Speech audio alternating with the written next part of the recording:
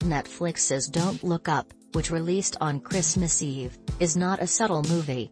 It is a brash, absurdist satire about the incapability of our political and media classes to respond appropriately to impending, world-ending disaster.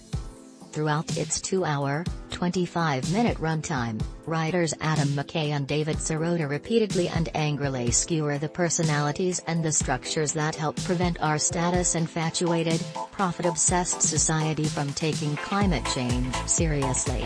It does this whilst being extremely funny. You would be forgiven for thinking that a snarky, star-studded comedy about a real-world, man-made crisis would be gobbled up by mainstream movie critics. But you'd be wrong.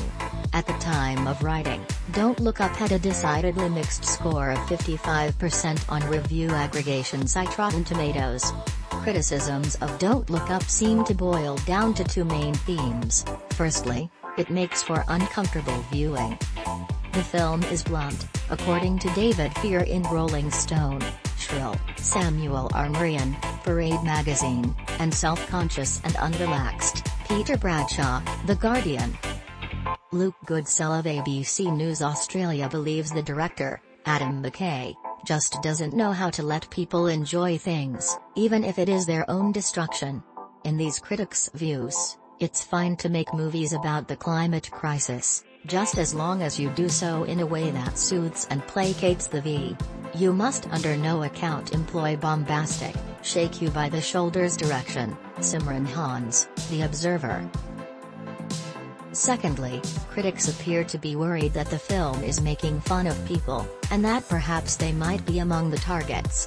McKay has made it inescapably clear that, no matter who you are, he is serenely confident that he is much smarter than you are, opines Brayton of alternate ending.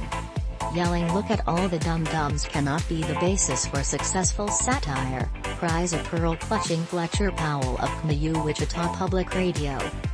Tim Grierson at Screen International says the director takes a smug, self-satisfied approach that proves insufficient at addressing the legitimate woes at the core of this picture. It's unclear which characters these offended writers are identifying with, or which audiences they are being offended.